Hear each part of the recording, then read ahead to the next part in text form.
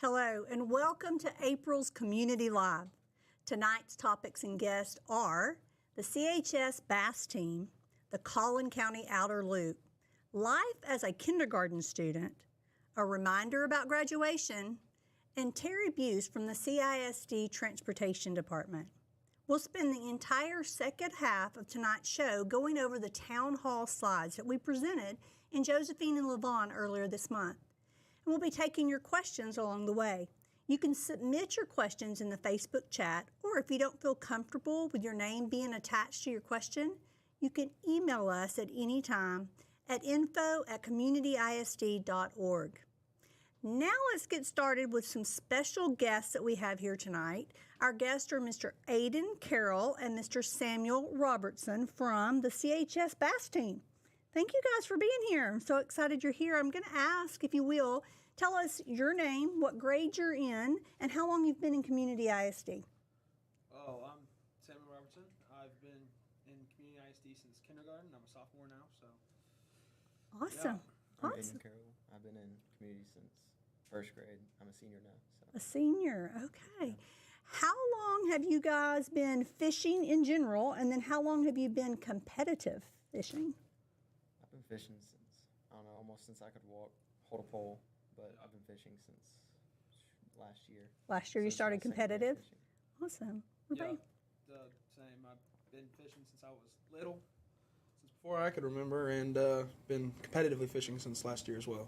Awesome, awesome. So there's a lot of people out there that probably don't know a lot about fishing, including me, other than throwing the rod, casting the rod, and trying to catch a fish. So we're going to ask you guys some detailed questions tonight, so all of us can learn a little bit about being on the bass team. Okay? So why don't y'all tell us a little bit about your bait or your lures, or what do you use when you're out fishing? So, Well, it's very dependent on, the conditions, the water clarity, the whether it's raining, it's dark out, it's cloudy. So you use a different lure depending on what the weather is? Yeah, and yeah. Really? Yes, What ma'am. is it? Why? What does it do? Well, it just depends on the color of the lure, Okay. attracts certain fish, or the noise, and stuff like that. Awesome, awesome. So, do you guys have a favorite lure or favorite? yeah. You do? Yeah, mine's a jig, for sure. Okay. And Which why? What is that? Why is that so special? I like it because it's a little bit heavier on the side, and it attracts mainly bigger fish. Okay, that's And- important. Yeah, and it sometimes, just depending on what you can do, it's very versatile. So you can use it as a swim jig. There's different kinds of jigs you can use. Great. What about you? I'm Favorite more of lure? a Texas rig kind of guy, with a bobber stopper on it, so the weight don't move around. It's just like him. It's very versatile. It can be slow dragged. It can be swam. It can be, yeah. So I would guess that there's probably people in our district that didn't even know we had a bass fishing team. So not only do they not know we have it, they probably don't know what it really is. So y'all take us from the very morning that you get ready to go out on the water and walk us through what it's like getting there, getting out on the water, and what does that day look like when you're out there on the water? Depending on where it is, if you stay at home, like if you're meeting up with your captain, staying at home, your parents are captain, or staying out on the lake. Okay. If you're staying at home, you usually got to get up pretty early. I'd say maybe about 4 o'clock in the morning. Okay. And then if line's in at 7 o'clock, you want to be out in the water by maybe 6:15, so you have time to find your spot and get ready to go there. Okay. And then what does the day look like? Well, I mean, they have a set start cast, end cast, and get ready. Once that start cast hits, you start fishing, and like I was talking about earlier, depending on whether it's sunny, cloudy, you're constantly changing baits. If fish aren't biting one, you're switching to a different one, and that's pretty much it the whole day. So do you guys feel like y'all have learned a lot about fishing by Oh, being yeah. on these competitive teams? Most definitely, yeah. That's great. That's great. So if other people wanted to know a little bit about how you got involved with competitive fishing, what would you tell them? Well, I knew that we had a bass team, but my problem was the first year not being able to find a boat or anything like that. Then we started talking about it, and one of my friends did it for a while, and we eventually found a captain, and we just got out there fishing. He taught us a lot about it. Okay. He did. Yeah. Y'all have mentioned captain and you've mentioned fishing together. So tell us about that. So you partner up. So everybody's got a partner in the boat. Yes, ma'am. And Well, then you have most people. You can fish individually. Okay. But most people fish in partners. One, because it's more lines in the water, and two, to get everybody kind of involved. Okay. And what about your captain? You've mentioned that a couple of times. Who's your captain? Our captain is his dad. Yeah, so my dad will go out with us. So what's the requirement? So people refer to always having, you have to have a captain in the boat. And who does that have to be? Just an adult? It has to be, they have to be over 21, and I know there's a safety course that they have to take and precautions just so Okay. there's no liability on them at all. So do they But- fish? They can, so there's like a captain's pot, so they can go in and fish Oh, as cool. captains. Yeah, so the night before, or you can do the morning of, but we usually do the night before. You're gonna get wristbands, so you have to wear throughout the day, and if you don't, nothing counts. Okay. And it's more of a safety thing, so everybody turns in their wristband at the end of the day, so they know who's out in the water. Everybody and, came off the water. Yeah, yes, that's ma'am. good. And yeah, so there you can pay $20 for a captain's pot. Our captain doesn't do it, but a lot of captains do. They pay $20, and they store their fish separately, and whoever has. I don't know how it works. I don't know if it's big bass or if it's most fish, but So do you guys go in and out all day, or do you stay out there until it lines up and then take whatever you caught? So I know, like, if you need to go to the bathroom or anything, you can get off the water, but you have to stay in the boat, because if you come off the boat and you fish on the land at all, or try to go to, like, some sort of secret spot, Disqualified. you'll get disqualified for that. Wow. yes, Okay. So you're out there all day. yes, Yes, ma'am. ma'am. So tell me times. Like you said, 7 a.m. for lines in. 7 a.m. for lines in, and it's about 3 o'clock to 3:30 for lines out. Okay, and then everybody lines up and starts weighing in, right? Yes, Yes, ma'am. ma'am. All right.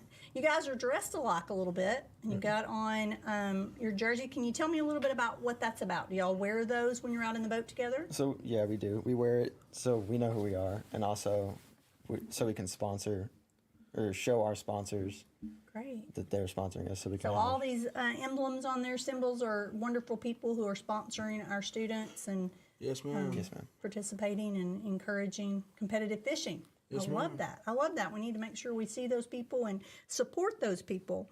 So when you're out there and you're fishing, your partners, how well do you communicate together? Well, it's very dependent on the relationship between the partners. We have a very friendly relationship, so Okay. it's probably a little interesting. Maybe a little joking around and having a good time Yeah, together. like, joking around, getting on each other when we need to get on each other. Like, come on, you can't be snagging it up in this tree over here. Okay. So yeah, All right, who snagged up most? Him. no, that's a No, lie. that is not true at all.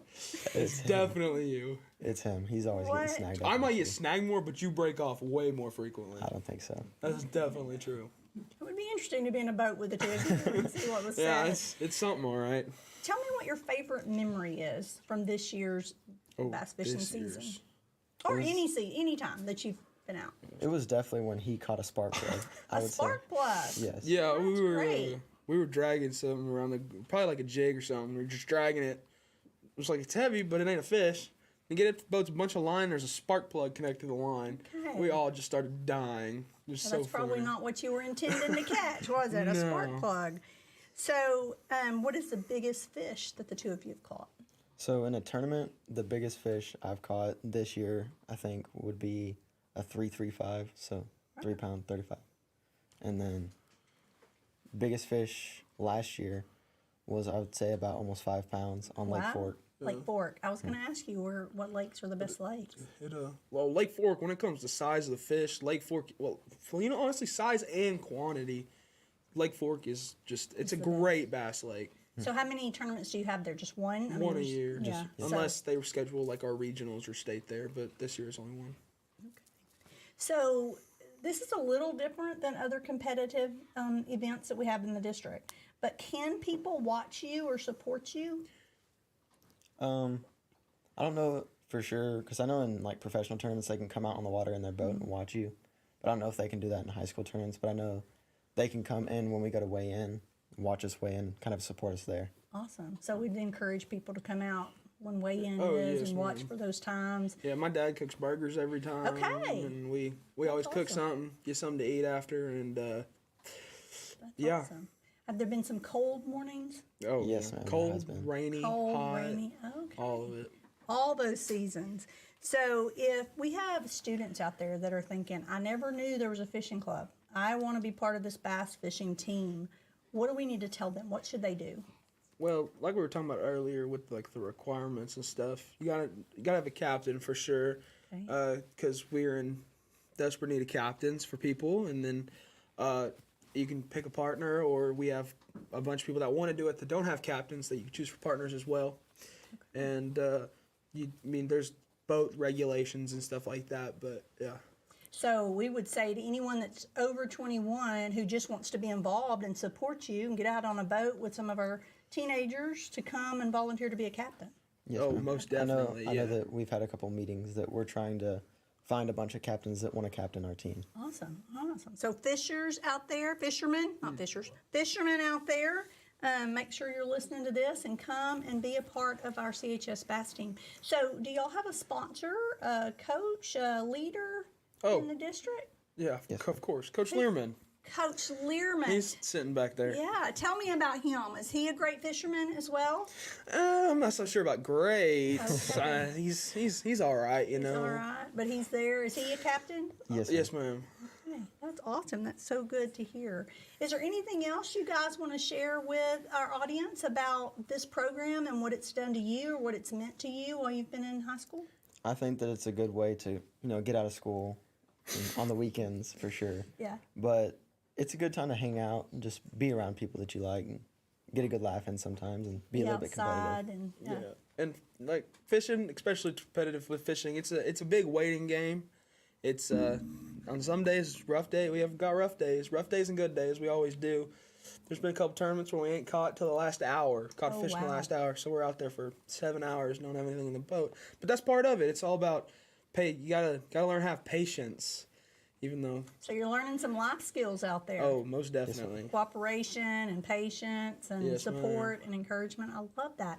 Thank you both so much for being here tonight. I really appreciate it. I hope that we really drum up some more interest and that our bass fishing team continues to grow. We're gonna miss you on that team next year, but we hope that we're gonna drum up a lot more interest and it's gonna get larger every year. So thank you both for being here tonight.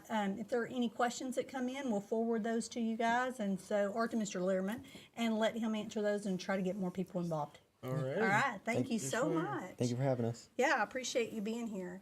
So we are going to move on to our next topic, which is the Collin County Outer Loop meeting.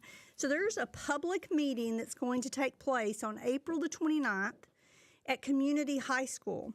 Collin County will be hosting an in-person and virtual public meeting to share information and gather your feedback on the Collin County Outer Loop project, including its alignment and the impact that it could have on our towns. So really encourage you to be here. The meeting's going to take place from 6 to 8 p.m. in the CHS cafeteria.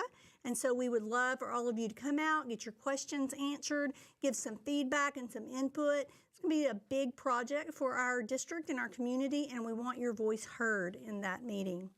We're going to switch now to our next panel of guests. I am so excited and been looking forward to this for the last few weeks. So tonight we have 2 kindergarten students here because we want to hear all about kindergarten. So I'm going to ask if each of you will tell us your name and what campus you go to.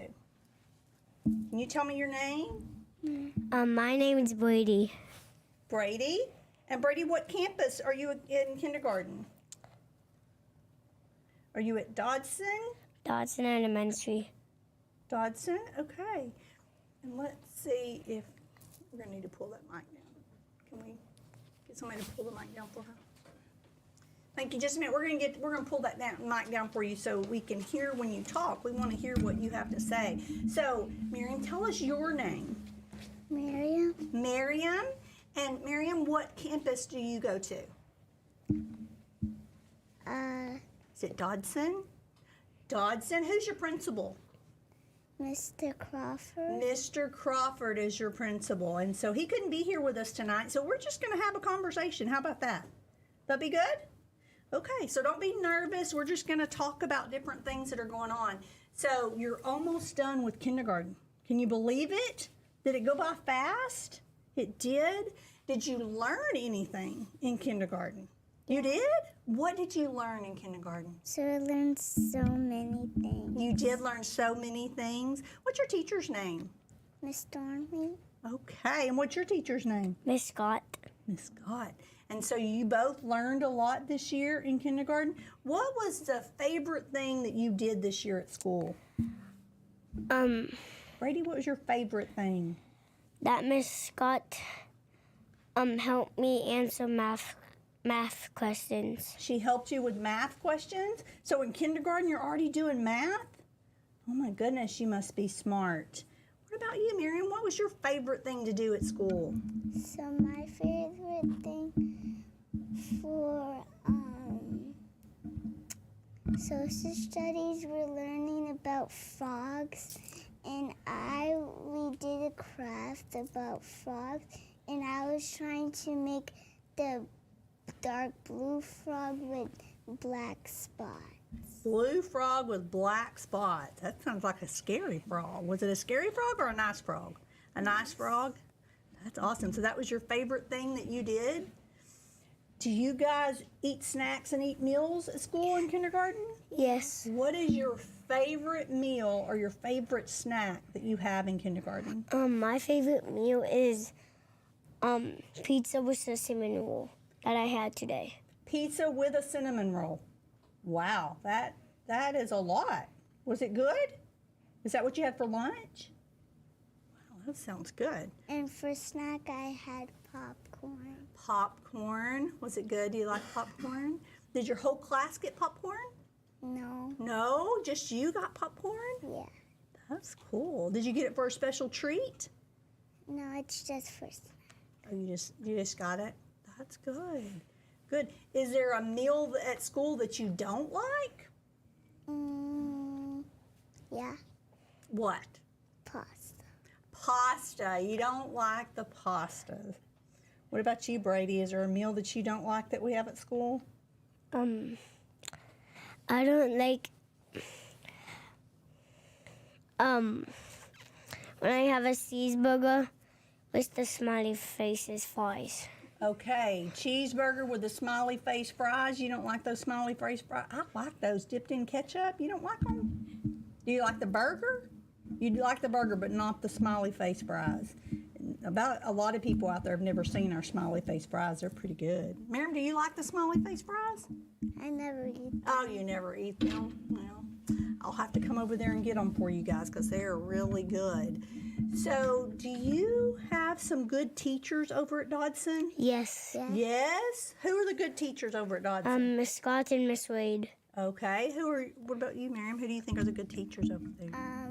Miss Wade and Miss Rodriguez. What makes them good? That they don't really shout. They don't shout. That's important. They shouldn't shout, should they?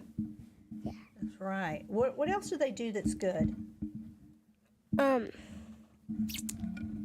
When it's math time, Miss Scott lets us go on Chromebook or go to a station. Oh, either one. She gives you a choice, and you like having choices. Actually, who just picks the stations. She picks the stations for you. Do you like that? Do you like the stations? Do you know how to run a Chromebook? Wow. That's important. Do you use your Chromebook Yes. in kindergarten? Have either of you started reading some books this year? Did your teacher read you some books? Yeah. They did? What was your favorite story that she read this year? So yesterday it was reading day and we got to bring our books.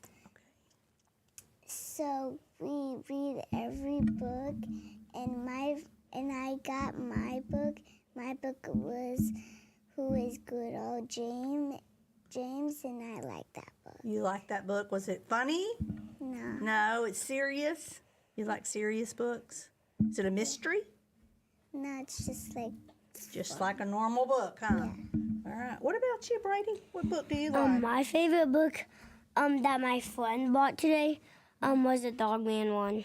A Dogman one. I was just in a library a couple of days ago and I saw a big statue of Dogman. Tell us who Dogman is. He's half man and he's half dog. Oh, wow. And what does he do? He helps people. He helps people. He's helpful. Makes things better. That's great. Have you read some Dogman books too, Miriam? No. No, that's I not have. your- My brother, he likes Dogman. He want to watch Dogman He movie. does. So, do you have brothers and sisters, Miriam? How many brothers and sisters do you have? One. So I'm the sister. He's the brother. That's very good. You're the sister and he's the brother. That's awesome. Just the two of you? Is he older or younger? Older. Older. And does he take care of you? Yeah. Yes. That's good. Y'all get along really well? That's good. Brady, what about you? How many brothers and sisters do you have? I have 3 brothers and 1 sister. 3 brothers and 1 sister. Are they older than you or younger than you? One of my brothers is younger, and my sister, my other brother, is older. Older than you? Do they boss you around? You're older? Oh, that's good. You get along with everybody? Not everybody. Not everybody, but most of them? All right, that's good. That's awesome. Do you guys have some friends at school that you Yes. play with? What's your favorite thing to play at recess? Soccer and football. Soccer With and my friends. football. With your friends. That sounds And fun. my favorite is sometimes me and Casey, we do cheerleader dance. You do cheerleader dances. Casey do cheerleader middle school. All right. That sounds like lots of fun. Is there something that you do every day in kindergarten? Every day that I do in kindergarten, that we read, we do daily 5 and we do math. Daily 5 and read and math. So every day we kind of do like learning, but sometimes we don't. Only one time we did it. Okay. Do y'all say the pledge every day? Yes. Yeah. Yes. What pledges do y'all say? Y'all say 1 or 2 pledges? 2. 2. What are the 2 pledges that y'all say? Do Texas in America. There you go. Texas and America. And then do y'all have morning time, morning meeting in your class? Do Yes. you look Yes. at, what do y'all talk about during morning meeting? We do good things, and we do the schedule, and we do Weatherman. Is that what you guys do too, Miriam? You share good things first and everybody shares good things? My Not good things are last. first. Okay. Not good things. So good things is after the schedule. After the schedule. So you do the Mine schedule too. first Yeah. and talk about the schedule and then you do good things. Do you like hearing about the good things that your classmates have to say? Yes. Yeah. Do y'all share good things too? Mhm. What's the best thing you've shared this year? The best thing I shared this year, when I get home, I'm gonna go to this place. Okay, you're going to go to a place, and so you shared that. You were getting to go somewhere? That's awesome. Miriam, what about you? And that today my favorite was I got my popcorn. You got your popcorn? Yes, that was a good day. That was a good thing, wasn't it? Yeah, it was today. That was today. So did you share that today? It was one of your good things, or you're going to share that next time? Next. Next time. Okay. So you guys are getting ready for graduation. Did you know that? Yes. Yes. Yes. Have you started practicing yet for graduation? We've been practicing in music. Oh yeah, practicing in music. Are you going to get to wear a gown and a hat? Yes. We did Yes. our picture before. Oh, you've already done your pictures? And so you're going to walk across the stage and get a diploma that you finished kindergarten? Yes. Yeah, I that's think. going to be awesome. I'm so proud of you. So there are probably some kids out there that are just getting ready for kindergarten. They're not as old as y'all are. Like, the pre-K kids are getting ready for kinder. You're right. Those pre-K kids are getting ready for kindergarten. So if you had to tell them something to be ready for in kindergarten, something that's really good, what would you tell those pre-K kids? I would tell them that they will do good and they have to listen to the teachers. They'll do good and they have to listen to the teachers. That's important. What about you, I Mary? will tell them, get ready for your graduation when it's gonna happen. Get ready for your graduation. That's awesome. You think they're going to learn things next year in kindergarten? Yeah. Do you think you're going to learn things next year in first grade? Yeah. Yes. What are you looking forward to learning in first grade? I don't know. You don't know? Maybe some more math or science? More math. We kind of get to go out to recess pretty early. Okay, you get to go out earlier than you do in kindergarten, so it's kind of a benefit, isn't it? Get out there and get to play. That's great. So, if you could change anything you wanted to change about Dodson Elementary, what would you change? Our snack time, because snack time is after reset. It'd take a long time. It takes a long time to get to snack. You get a little hungry before snack time. What about you, Brady? What would you change? That I was saying lunch to reading, and reading would be at lunchtime. Okay, you would change reading and lunch to different times? Are you eating too late? Are you hungry by the time you go eat? Yeah, that sounds about right. Okay, so I have been told that both of you know the traits of a brave. Do y'all know the traits of a brave? Passionate, humble, and wise. One more. Generous. Generous, very good. I'm so too. proud of you. I know those. Okay, what are they, Miriam? Tell us. So passionate, generous, humble, and wise. Wise. That's amazing. I'm so proud of y'all for that. I'm really looking forward to seeing you guys across the stage when you graduate and get ready for first grade. Thank you so much for coming and for talking to me tonight and giving me some answers and letting everybody hear about what kindergarten life is like. Thank y'all so much. Now we're going to transition and talk just a little bit about graduation. We just want to remind you that graduation is just under a month away, and commencement will take place on Friday, May the 23rd at 10 a.m. at the Curtis Colwell Center in Garland. As always, we'll provide a free stream of the ceremony on the Community Braves Network on Facebook and YouTube. Just in case a family member can't make it, we don't want them to actually miss the ceremonies. We are going to move into our town hall right now, and we have several things that we just want to share, just some things that are going on in the district, some new things in the district, some things that are continuing, and we want to give you a voice and let you ask questions about any of the topics that we present or anything else that you might want to know about. So we're going to start just with the town hall. So we did complete a town hall in the Lavon area, and we completed a town hall in the Josephine area. And then tonight we're going to complete a virtual town hall, giving everybody that couldn't make it out to those town halls a chance to hear some of the things that were shared at those meetings. First of all, I just want to update you. Most people know this information, but I do want you to have the information if you are new to our district. We do have 9 campuses in the district. We have 3 staff facilities. And at the end of 23-24, we had 4,791 students.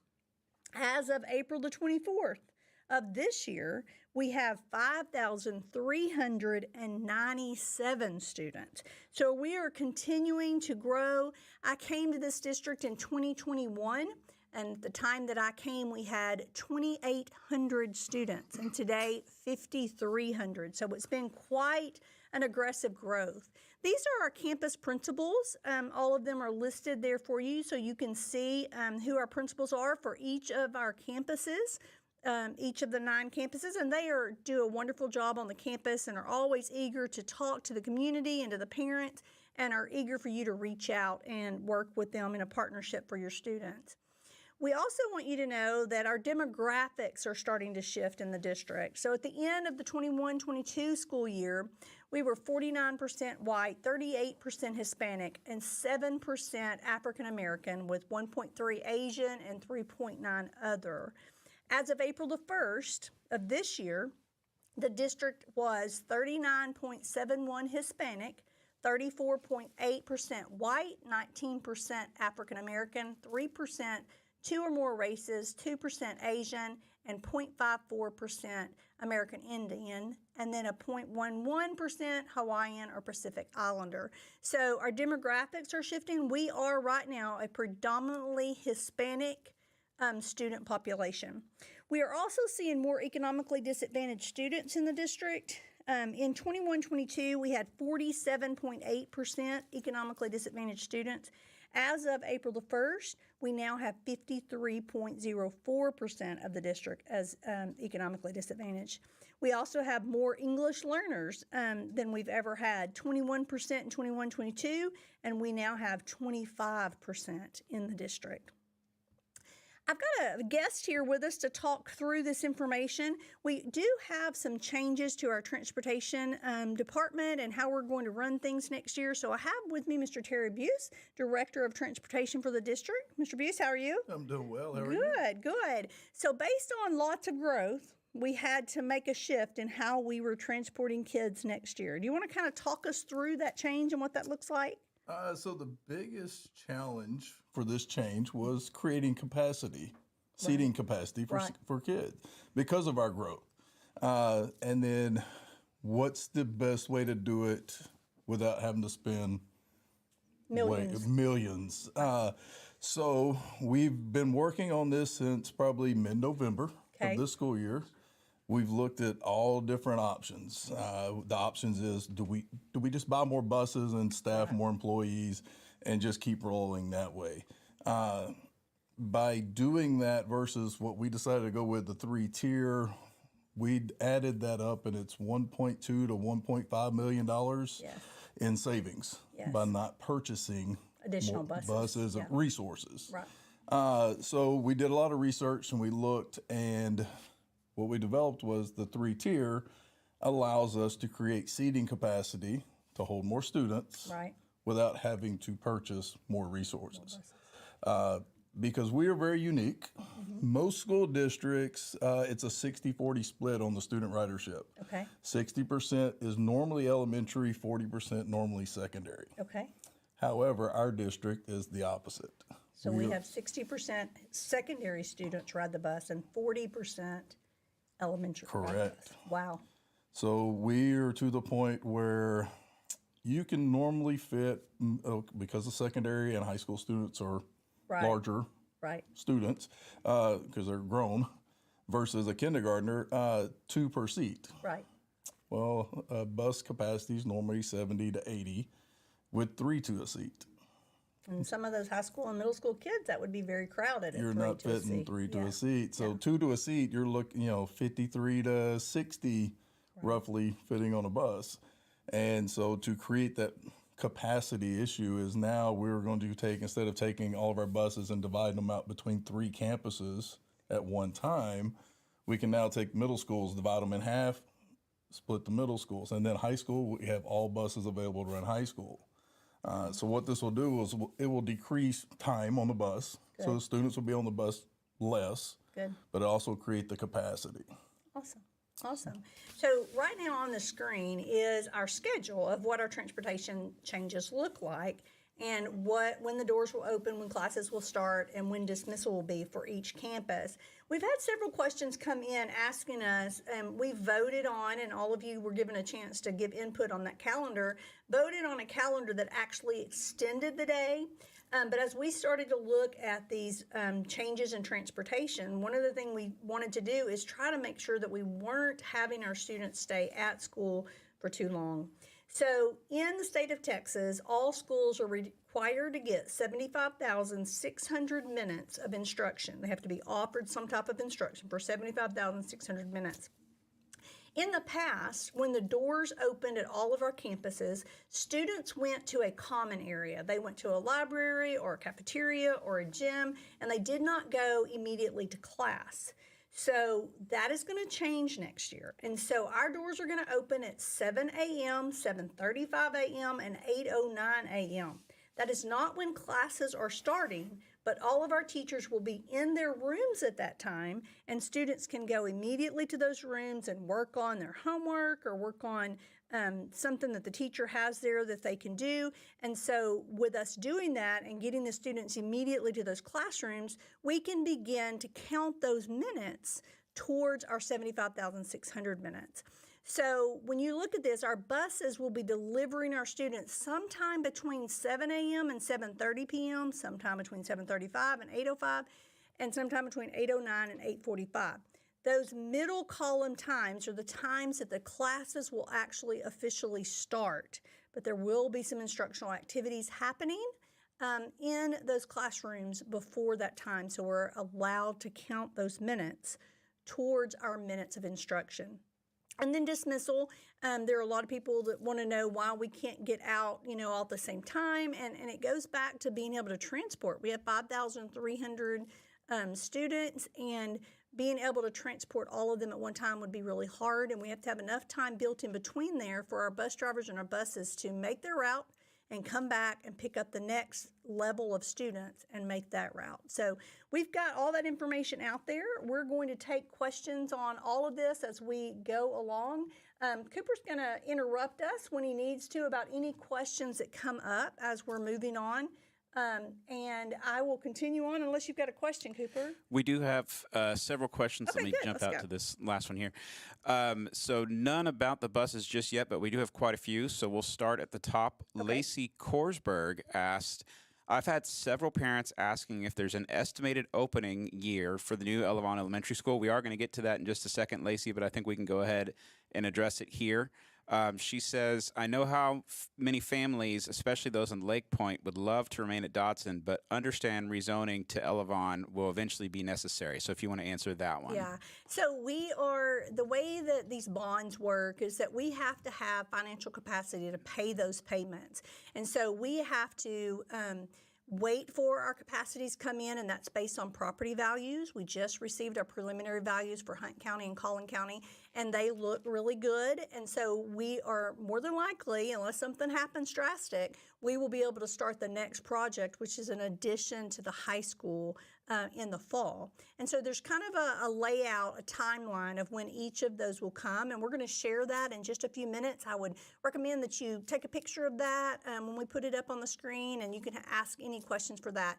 Those are projected years. There, of course, could be lots of things that happen. If the growth stopped immediately and those property values didn't continue to grow, then, of course, we wouldn't have the funds to pay those bond payments down and wouldn't be able to build. If the growth comes faster than what we're anticipating, then we would be able to build those things faster than what we've got projected. So it's kind of a game of waiting for those property values to get here. The district took a big cut. We kind of had a plan for how we were going to do things. And as a tax payer in this district, I was excited. My husband was excited that we got that additional tax exemption, homestead exemption, and it went up to $100,000. But as a superintendent, I literally cried because the district lost that much value from every home in this district. And so we know that we're a predominantly house district, and so we had to really scale back on how fast we're building things. So the only thing that could stop us or slow us down again would be if our legislator passes. There's a bill that is proposing an additional $40,000 homestead exemption. If they pass that, that will again cut into what our bonding capacity is and how much we can actually sell at this point. But as commercial products come on, they can't get homestead exemptions. And so as those things start to open up and we see more commercial products, that's more property value for the district, and that allows us to continue on building the projects that we need to build to accommodate all of our students. We do have a question now about the bus schedule, so I'm going to pull that back up. Okay. So Doug Thomas asked, will there still be a tardy bell time with the later start times? I'm going to put you up with the graphic here so you can address Yes, that. there will be a tardy bell time. So that 7:30, 8:05, and 8:45 are actually the times class will start. So they'll ring a bell just before that, probably 4 or 5 minutes before that class start bell. And that will be your signal to go to class. And then at 7:30, 8:05, and 8:45, the tardy bell will ring so classes can begin at that time. Great question. Okay, the next question we have, not related to buses, was from, I apologize, I'm probably going to get your name wrong here. I am so sorry. Laurentine Solange Mbasi. I think I said that correctly. Okay, She we apologize said, if that's not yes, correct. sorry. She said, is there any shopping center coming anytime soon? Well, I'm not the one that would know all of those ins and outs. We do work with all of our cities, and we meet with them throughout the school year and try to find out what is coming and what is not coming. They're very, keep those things close to the vest because they don't want us to go talk about them and then people not come. And so I do know that there are several shopping areas. I'm trying to think what that's called. Old school, I called it a shopping strip, but it's those, those areas that come with the different things in them that you can go to. And so there are several of those coming to Lavon. I've also met with a developer in the Josephine area that said that there's some things coming in over there as well, but I don't have an exact idea of what they are. I do know there's a McDonald's coming. They're breaking ground in May. The general manager for McDonald's has already reached out and said he wants to help support the school and be involved, and so we're super excited about that. And that will add property values there. We're also looking all the time to see what other things are coming and trying to offer our partnership with helping those things to come so that our district benefits from having those things out here for our community and also for those property values for the school district. Okay, our next question. This is actually just a statement. Allie Ackley, referring back to the bass team, said she's definitely in the cast a line and say a prayer camp. Had no idea that the bass team was so involved. Well done to those two individuals as well as the other regional team that's competing on Saturday. The next one, the bass team asked, where can people get more information about joining the bass team? Dr. Knowlton, do you want to handle that one? I think reaching out to info@communityisd.org is a great way, or you can also reach out to Mr. Learman at the high school campus, and he will be able to help you find out exactly what you need to do. Like I said, we would love to have more adults involved to help be captains on those boats, and then our students too. I think they really create a bond on those teams and have a really good time, and so we love to have different opportunities for our students, and that's one way you can get involved. Moving down to our next one, Danae Moore said, Superstar Brady, referring to Mr. Schussler that was on here. He did a great job. Yes, he did. And she also said, my heart is broken by the cuteness of the two kindergarten students that were on here. And then the last statement we have in the chat right now was from Miss Lindsay Hedge. She said, thank you for always being available for questions, concerns, ideas, etc. We do encourage you to continue putting your questions and comments in the chat. We will address them as we're moving along. So I'll just interrupt the next time we have one. Awesome. That sounds great. Can I add something to the 3-tier? Yes, absolutely. So I think everybody's going to love to hear this, is the 3-tier will also help alleviate traffic on some of our roads. True. Yeah, So that's it's a big celebration. So the middle school, high school, trying to, especially right here on 1138, Right. parents trying to get in at the same time. Now it'll be the same amount of traffic, but it's going to be spread out Right. and not as With a gap, congested a at one. 30-minute gap Right. in between there. So, So- that will really help. Awesome. So this is not part of our presentation tonight, but I know that you've been working with our bus drivers, and we're actually going to be implementing another program in the transportation department. Can you kind of tell the parents what that program is? So what we're doing is we're actually bringing in a whole new software for our transportation department. It's called Traversa through Tyler Technologies, and currently we just put the tablets on our buses. So Okay. each driver will have a tablet. The tablet will give them turn-by-turn navigation, how to run their route correctly, where to stop, where kids supposed to get off the bus. But the biggest thing for parents is it will give them an app on their phone that they can actually see where the bus that Where their the student bus rides, is. and they can actually see what time their student got on the bus, what time they got off, where they got off. There'll be a lot of really good things where if a student tries to get off at the wrong stop, It'll stop. It'll flash So red our on the students are tablet. going to swipe in and off of the bus, so there will be something there for them to swipe in and off. And they also, if there's a wreck, because we see that every day, I know all of our parents get tired of us putting stuff out about our buses, but this traffic around here is crazy, and we're always trying to find alternate routes. So what happens if there's a wreck on the system? Let's use yesterday for a perfect example, because there were 3 different incidents pretty close together. So we'll have the ability to go in on a map and draw a circle where that wreck is or about where it is. And as soon as we hit update, the navigation tool will navigate the bus around that while continuing getting them to the next Getting stop. all of their routes. So it will I'm get super them where they excited need to about go without driving through even if there's a road closure. It also, the application for parents, it allows us to send messages to just the parents that belong to that particular route. Awesome. Awesome. So we're really excited about that. I'll say we also celebrated this week, Bus Driver Week, Bus Driver Appreciation. We have some of the very best bus drivers around, and so they are so committed to these kids and to this district, and we are so appreciative for everything they do. So let's move on. We do want you to know that registration and enrollment are now open. You are able to go in there and register. We do want to remind everybody that even if you're here now this year, you still have to do the enrollment again for next year. That's something that makes sure we know who's coming back and who's not, and it really helps us to figure out our numbers and our class sizes and things like that. So please go on.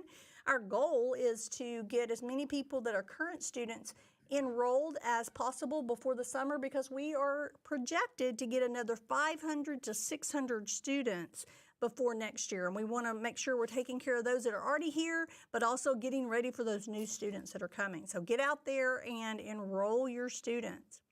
I'm going to kind of go through some legislative update just to let you guys know. I've told several people that I've talked to that when this legislative session is over, regardless of what happened, public schools will not look the same. There were over 3,000 bills filed that dealt with public schools. And so we are really seeing a lot of things that could change, a lot of things that are going to be law when they come out, and they will be implemented on September 1st. So all summer we will be learning all these new laws, figuring out what's changing, what we're required to do, and we'll be sharing those with the community. One of them that I want you to know about is House Bill 2. House Bill 2 is the voucher bill. House Bill 2 is the funding bill. And it is in committee right now. The House has passed it, and now the Senate and the House are working together to see what bill's going to actually get to the governor's desk. This is one, several of you have heard me say before, that our allotment from the state has not increased since 2019. You can imagine what you paid for a gallon of milk in 2019 and what you pay for one now. And so we've had that inflation hit our cost as well, but we've not gotten additional funding from the state. So we were really looking for that additional funding. They currently, we get a basic allotment for every student in the district, and that's $61.60. They are in House Bill 2 going to increase that to $65.55.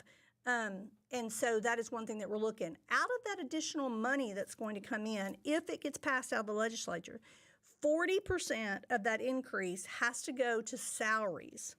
75% of the 40% has to go directly to teachers, counselors, nurses, and librarians. And the other 25% can go to any other staff member, excluding administrators. So we are looking at, right now in our budget under current law, we don't have raises built in other than the step for all of our employees to the next year. But this bill should allow us to be able to pay our teachers and our staff members more money when we get this additional fund. We won't know if we're getting it and what it looks like until later on in the session, but we are watching this very closely and have started doing some runs on our budget with some of these numbers that are in here. This is one I think is one of the most interesting ones that I've ever seen come out. This one was voted out of the House today, and it will go to the Senate. The Senate has a similar bill, and so they've passed it out, and so I feel like it's going to pass, just not sure exactly how it's going to be worded. There's House Bill 1481 that would ban cell phones or any other electronic communication device like smartwatches from school districts in Texas. So all school districts in Texas would have to have a ban on cell phones during the school day. So we're really watching this one, seeing how that's going to come out. They'll have lots of information about how we implement that, what that looks like, but it is very likely that that is going to be a bill that passes, and we will be dealing with that at the beginning of next school year. Dr. Knowlton, we do have one question actually from Elvis right next to me about this bill. He said, what would we do if we're a student that's working with even staff that sometimes have to message each other, or do Chromebooks fit into that, things like that? Yeah. So my understanding of the way the bill is written right now is that no student would be allowed, regardless of what's going on, to have a cell phone during the school day. So we would probably have to work on some other way to communicate, whether that's desk phones or whatever. But we would have to be able to figure out how we get around that with the way that the law is written. Of course, we have to follow the law. And so more details will be coming. When I was in Austin testifying on House Bill 6, they actually were debating about whether we should make kids turn them in at the beginning of the day, or whether we could let them keep them in their backpacks. And so they're working on what the details are going to look like, and they will tell us this summer, once this is passed out, exactly what we have to do. I just think it's really interesting, and I figured parents would want to know that this is a possibility that's coming. And if it comes, it will be a law. No other comments right now. Okay. Well, that includes smartwatches. It does include Also, doesn't it? smartwatches, yes. So smartwatches would not be allowed either. And our Chromebooks would not be able to have any kind of communication app or ability on them as well. They could not have any kind of communication happening electronically during the day. So it's going to be very interesting. House Bill 4, another really interesting one. Those of you that are in politics might really like this one. So most of you probably know that over 200 school districts in Texas sued TEA for the STAR test, for the STAR test being invalid and the STAR test grading being invalid, and the length and those kind of things. And so they sued them 2 years in a row, 22-23 and 23-24. And so when they sued them, a judge filed an injunction that would not let TEA release the scores. That's why a lot of you probably saw 23 scores released today. A judge has now backtracked and is going to let those release. The other ones are still held under an injunction. But the legislature has passed a law, House Bill 4, that prevents any lawsuits against TEA. It also prevents TEA from holding those ratings regardless of if they're invalid or if there's challenges to the grading or anything like that. The law is now going to say school districts cannot do anything about it. So very interesting politics. We do have two questions here. Okay. I'll drop this to 3. First, Michelle Lane asked, when will we know the district rating? So you just answered, we won't know the 23-24 publicly until August. that lawsuit is over. Until that lawsuit is over, yes. The 24-25 will be in August. Yes. The 22-23 is available now online. If you just search for 22-23 star ratings, you can find it there. Yes. And I'm also putting in the chat, Michelle, a statement from the district about the 22-23 accountability. So that should be popping into the chat by the time you hear this. Then Lindsay Hedge asked, is there any update on the bill you testified on, House Bill 6? Yes, House Bill 6 actually passed out of the House. And it's over in the Senate now, and there have been a few amendments to House Bill 6, but it looks like it's going to pass. And that was just a discipline bill that would allow us to remove some students from the classroom when there's disruptive behavior that's impeding on the other students in that classroom. It's also a change in how DAEP is run, how JJ, there's a few changes to JJ. So that bill looks like it's probably going to get out of the Senate with a couple of amendments. We have one more. This is going back to the buses. Terry, we had a parent say, Jessica Lang, say, parent of bus riders, thank you for putting all the new safety measures in place for next year.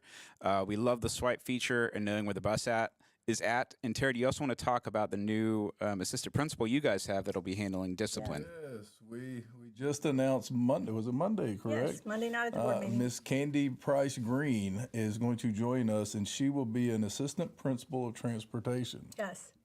So she will be in charge of any disciplinary issues we have on buses Yes. for all campuses in the district. What we were finding is our assistant principals were being really overrun with handling bus discipline. And they were also, it was hard for them to work with the drivers to figure out what's going on and what other things could have happened before we wrote that kid up, and are we doing some preemptive things to kind of help with that behavior. And so while every campus wanted their own transportation AP, we thought the best way to handle this was to hire one for the district. And so she will, I think she goes by Miss GP, right? Miss GP. Miss GP is going to handle all the bus disciplines. She's going to work with our drivers on how to establish those behavior expectations and how to respond when there are issues or concerns. And then she will be the one that contacts with the family and give out any disciplinary or consequences for behavior on the buses. Okay, two more questions coming in. First, we have from Chris Knowlton. Does the cell phone bill affect just public schools or private schools as well? Just public schools. Great question, Chris Knowlton. Just public schools during the instruction day. And the next question from Amy, I will mispronounce your middle name, so I'm going to say Lobin, Amy Lobin at the end. Are we making any changes based on our C rating? So as we referenced, this was a 22-23 rating, so that is 3 years ago.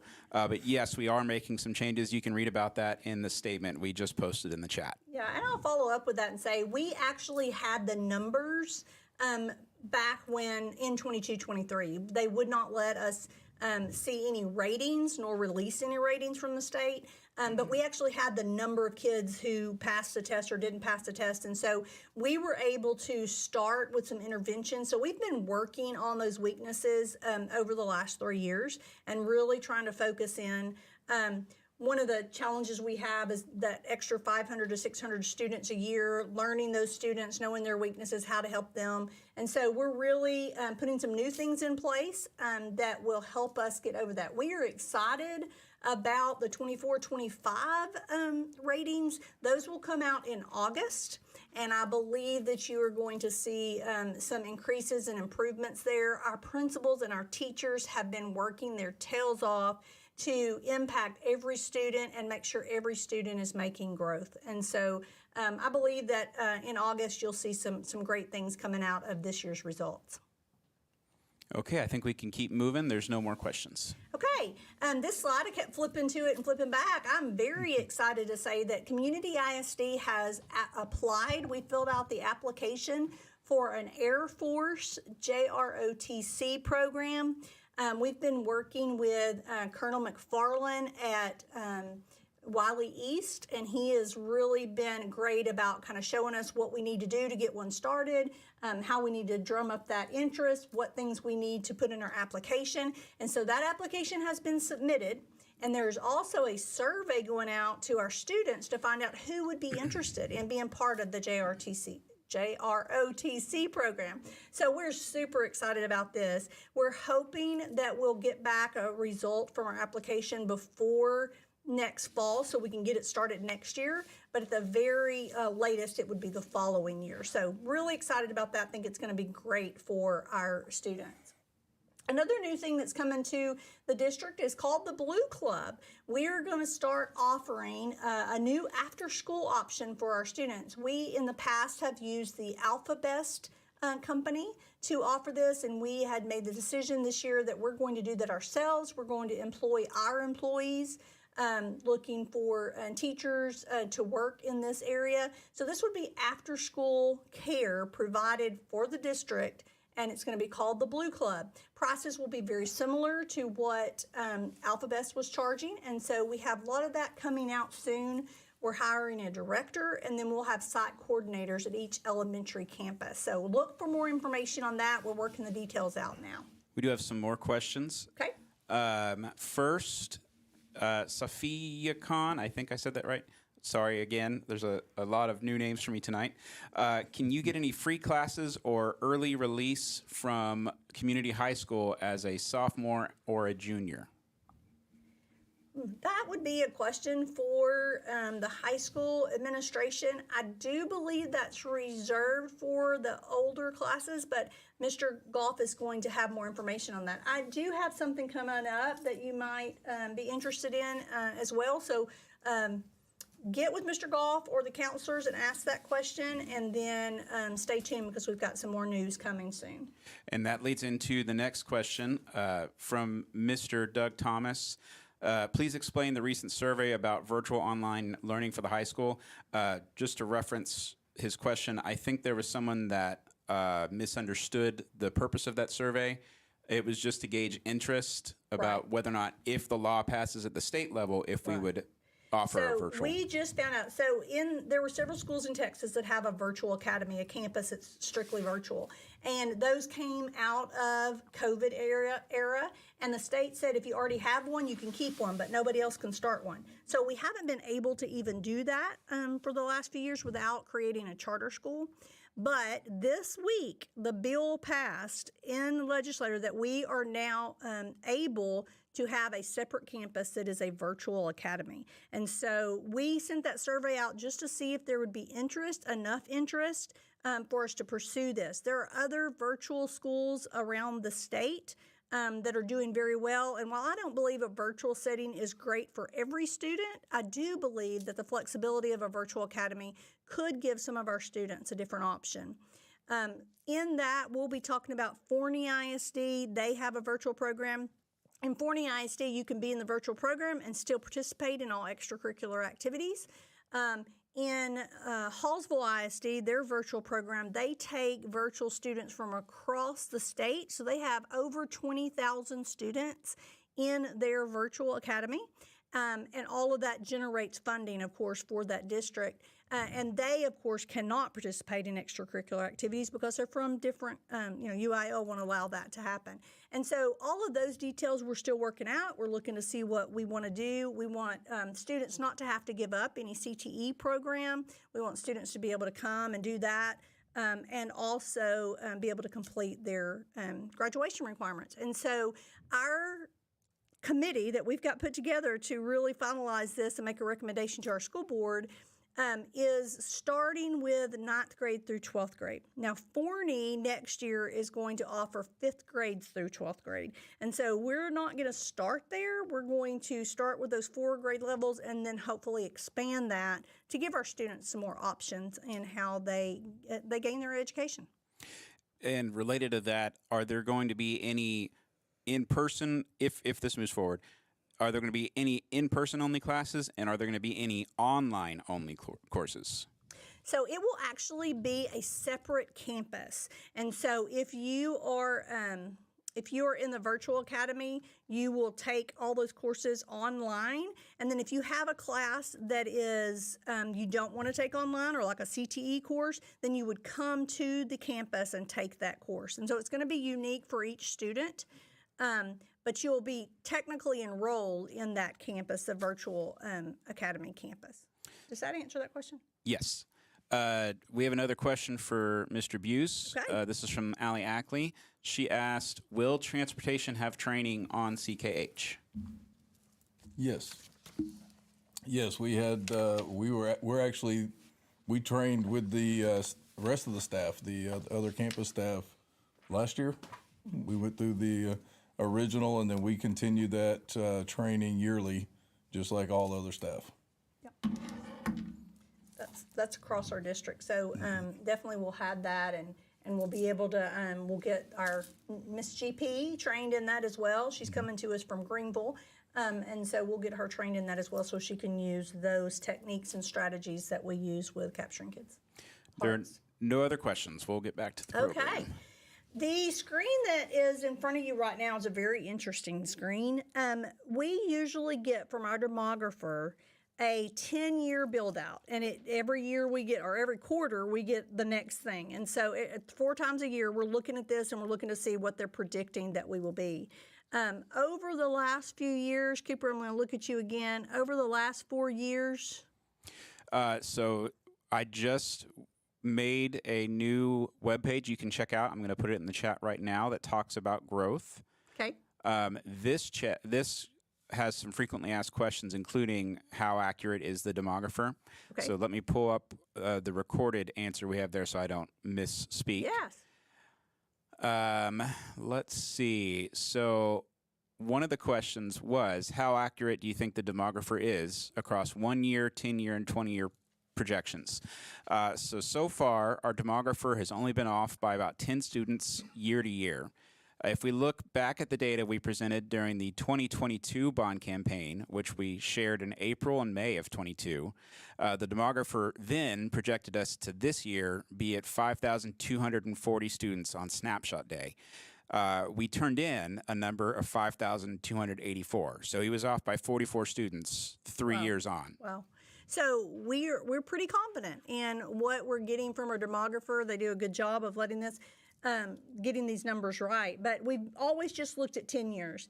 And while I'm not going to be here in 20 years, we know that we want this district to continue moving forward. And so we want to look at where this district is going to be in 20 years. And so what our demographers are predicting, that in 20 years, in 44, 45, this district will have 14 to 15 elementary schools, 5 to 6 middle schools, and 2 to 3 high schools. So our total enrollment number in that year will be 21,000 students. And if you look here at those comparison numbers that are on the screen, you can see that Wiley is currently at 19,000 students, Allen is at 20,000, Rockwall is at 19,000. So in 44-45, we will be a bigger district than those districts are currently. And so we really need to start looking at that and planning in that direction, because we don't want anybody to be caught without those things to move forward. One of the things that the board and I have talked about is that we don't want to get to a point land's going really fast around here, and we would not want this district to get to a point to need land to build campuses and only have land where we do not want a campus built. And so we really want to start looking at how can we plan ahead and how can we get ready for this growth that's coming. If you want to jump back to just 10 years, in 10 years, we are predicted to need another 4 to 6 elementaries than we currently have, another 1 to 2 middle schools than we currently have, and another high school than we currently have. Now, in all of that, our demographer is assuming that we're going to be a multi-high school district. Our task force for growth, which is over 80 students in the 80 parents in the community, has been working with me and meeting with me, and I'm getting their input on what do we want. One of the things that the board and I talked about a lot was this doesn't need to be what Tonya Knowlton wants. It doesn't need to be what the board wants. It needs to be what the will of this community is. And so we're really trying to get as many community members to be a part of this as we can so that we can make the right decisions and they can make recommendations to the board on what those decisions need to be moving forward. So if you haven't joined the Task Force for Growth, we would love to have you be a part of that. There's a link in the chat right now for you to sign up for the task force. And we just crossed 90 people actually yesterday. 90 people on the task force. That's amazing. So this is a timeline. Somebody was asking about when things were going to kind of happen. So we're planning on doing the expansion of the high school in the fall of 2025. So that will finish in the fall of 2027. It takes about a couple of years to get that done.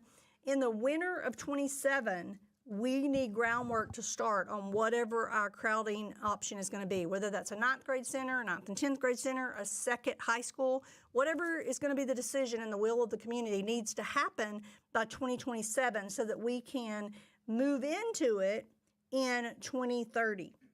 So if you think about, there's not a second high school in this bond program. So if you think about passing a bond and then designing a high school, so you're talking about a year and a half there between those two things. And then you talk about building the high school. That takes another 2 years. So we're already out 5 years. And so 5 years from 2025 is the fall of 2030.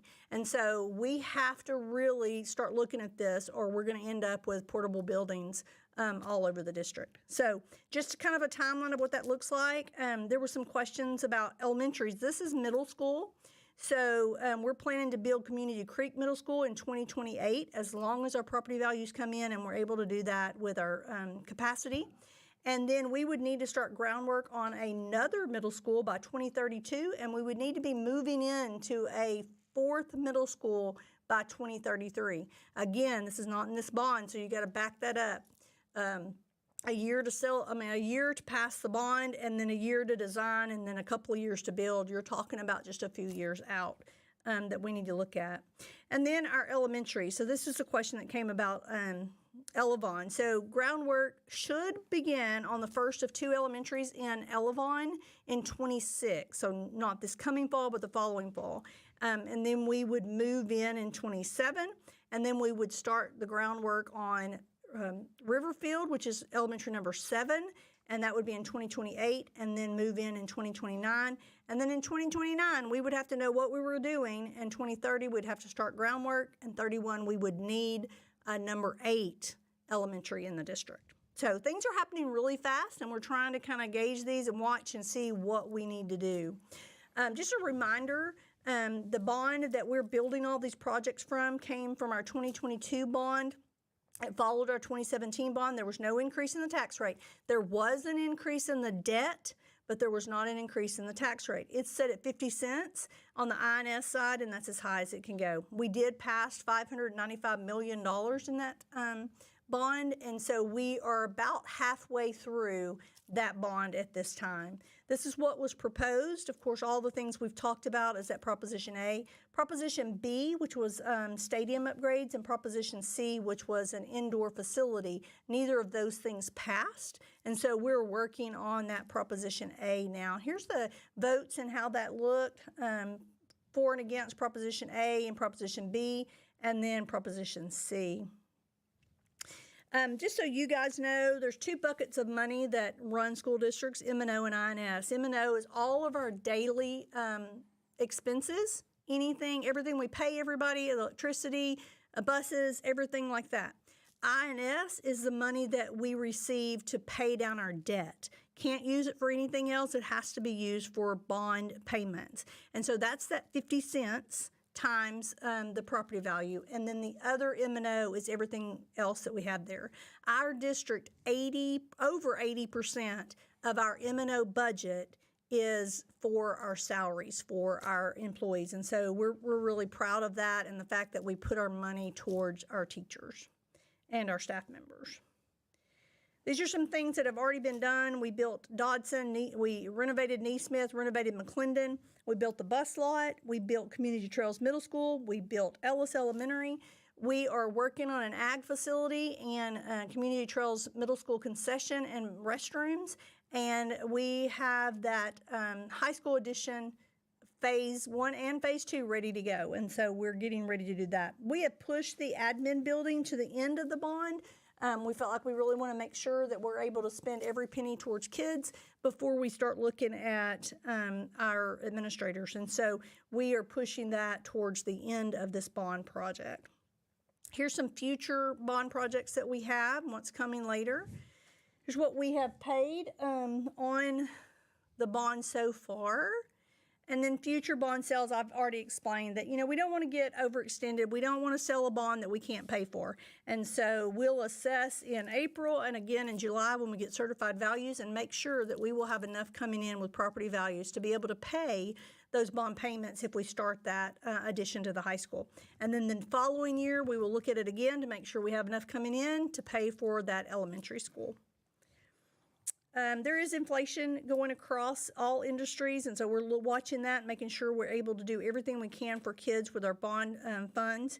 Those homestead exemptions did hurt the school district. We're watching those to see if we're going to take another hit on that. And then our growth in this district is mostly focused on houses. So a lot of people have a question about a new stadium. So we wanted to throw this in here. We do have a 2A stadium. We're going to be a 5A district when we turn in numbers this coming year for the following 2 years after that. And so we do believe that there will be a time that we will have to do something with our stadium, whether that is build a stadium somewhere else that multiple high schools can use, or renovate the stadium that we have for one high school to use, or build a stadium for the high school currently. One of the things we don't want to do is go out for a bond for this and not have the capacity to pay for it. And so we're kind of holding off on this, seeing where we're at. I do tell everybody there is a UIL rule that says that if the stadium does not have the capacity for your team, your visiting team, to come to, they can appeal to UIL and not play on your field. And so we're very leery of that. We hope that that doesn't happen to us. I'd never seen it happen actually until this year, and it happened to a school close to Houston, and they had to play their games on the road. And so we are watching that. We don't want to get to that point, but we also don't want to extend our finances and not be great stewards of the district's money. We do have funding challenges that are still there. We're going to continue to look at that. This task force for growth, which we have over 90 people in now, our next session, that's when we're going to talk about middle school and high schools, is May 14th. And if you missed the May 14th, you can come join us on June 19th. And then July 23rd, and if you missed July 23rd, you can come see us on August 5th. This is an ongoing committee. We really want to hear the input of this community. We want everybody's voices heard across the district. And that's my whole slideshow. All right, so we have a couple more things. Okay. First, I wanted to clarify the rendering we showed of a stadium is not a professional architectural rendering. No, it is not our stadium. They That got is- creative with somebody yes. else's stadium, put our logo So, on it. if any of you watched the football videos we made when we teased game day during the football season, that is a screenshot from one of those videos. We stole Duke University's football stadium and put our logo on the field. So do not think that we've gone and paid an architect to design a football stadium or anything. This is 100% just a video game screenshot. Just want to clarify that. Yeah. Other things here in the comments, we have Lindsay Hedge said, yay, JROTC. We have a couple shout outs. Casey Willoughby said, thank you for supporting staff, students, and families. I love being a community brave. Awesome. We had a couple people shout out the kids that were on. Amazing. Miss Mbasi said, Brady Joseph from your class said hi. Unfortunately, Brady's already gone, so he will not hear it, but we'll make sure that he knows. Hopefully he's watching. We had another Go Brady from Madison Scott. And then the very last comment I am seeing is from Candy Maldonado. She said, Task Force is very informative. Awesome group to be involved in. That is all that's in the chat right now.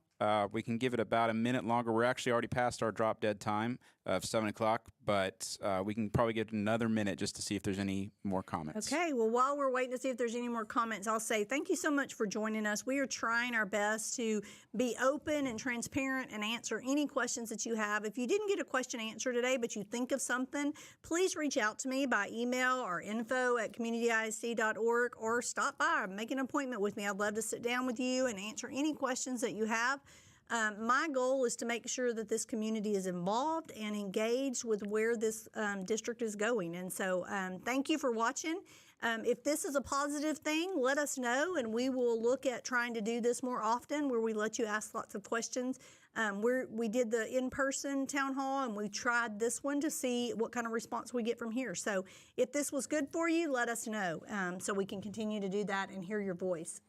We do have one more question. Okay. Mr. Doug Thomas asked, is there a planned timeline to clear out the dump site behind the baseball fields?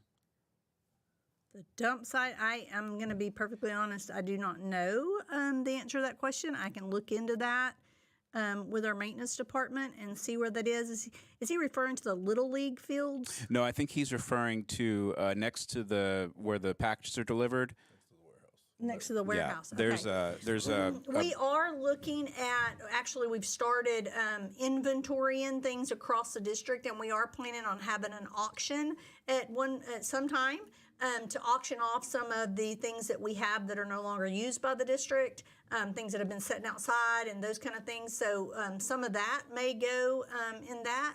And then if there is a dump site or a lot of trash over there, we'll look at that and we'll get that cleaned up. Okay, and last comment before we go. Mr. Fitzwater said, come to the task force. It's super needed team. Make your voice heard. He did have a question. Are we going to have a plan in the future for our kids to get a stadium? I know we need it. Yes, we are. The board, really sees that need. I think everybody in the community sees that need, and so we definitely want to move that way. We will have to have a new bond program, a new bond passed by the community to build a stadium. We can't build that with any of this bond money because it did not pass. And so we are continuing to look at that. As soon as we have enough capacity, our financial advisor knows that that is a desire of the district. And so we are continuing to look at what point do we want to do that. One of the things we really wanted to know before we moved down that road is, are we going to be a one high school district, or are we going to be multiple high schools? Because that could play into where we build the stadium, how we build the stadium, what it looks like, how big it is, all those kind of things. And so once we move with this task force, I think that will come up in our recommendations to the board. Sorry, one more question. This Sure. one's important. Can you elaborate from Lacey Korsberg? Can you elaborate on the two Elevon elementary campuses? Are they two completely different campuses? Is one campus a campus and the other used for something else? What's the plan there? No, there is actually two elementary sites within Elevon. So Elevon will fill up, when they are built out, they will fill up both of those elementaries and one middle school by themselves, just with the houses that are going to be inside Elevon. And so there is a north site and there's a southern site. John Marlin, who is a developer of Elevon, donated one of the sites, and then we purchased one of the sites. And so number 6, which will be Elevon Elementary, will be in the northern part. That was a condition of him donating that it be called Elevon. And so it will go in the northern part of Elevon. And then there's a southern location that will be number 8, but that will come with the next bond. Number 7 will be in Riverfield. That site was donated by Rick Horton and D.R. Horton, and so that will go over in Riverfield, number 7. And then number 8 will be that southern part of Elevon in the next bond program if this community passes an additional bond. Sorry, I muted myself. That's it. All right, so thank you so much for being here. We are so glad you joined us. Make sure that you look for these in the future and give us some feedback. Did you like it? Did you not like it? Can we change it? Can we make it better? Have a wonderful weekend and go Braves.